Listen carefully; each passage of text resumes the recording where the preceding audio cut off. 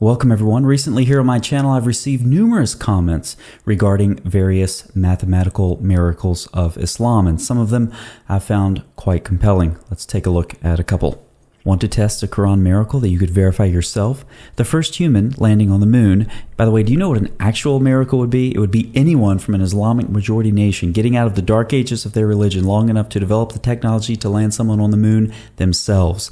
It would be even more miraculous if one of the wives of the crew was allowed to drive the spaceship as long as they weren't underage or something. The first human landing on the moon was 20/7/1969, which corresponds to the 5 and the... Oh, wow. That's a great comment. Let's move on to the next one. According to the Smithsonian, among 6,500 books owned by Thomas Jefferson, one was the 1734 Quran. Iron is the chapter 57, and I mean, you can just see how compelling these arguments are. So I was so compelled by them that I decided to just look around the Islamic literature and see if I could discover any more mathematical miracles myself. And what do you know? I came up with a couple. Let's take a look at them. Muhammad was about 54 years old when he married Aisha. 5 + 4 = 9. 9 was the age of Aisha when Muhammad had intercourse with her. Clearly, we have a mathematical miracle.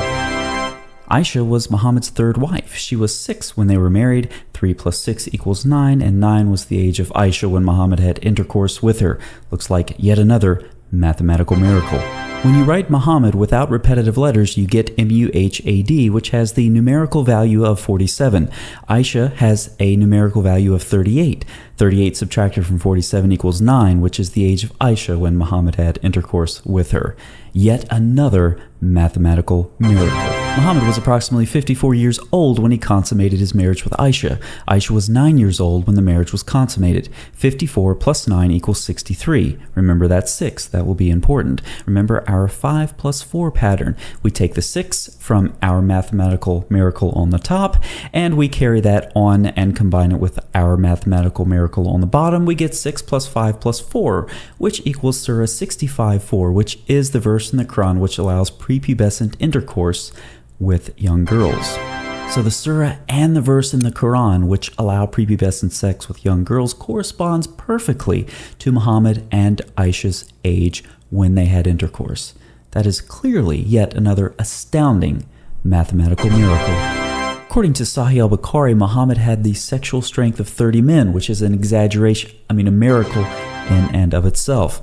In addition, Muhammad would have intercourse with all of his wives in one night and only bathe once after this was complete, which is not miraculous, it's just disgusting.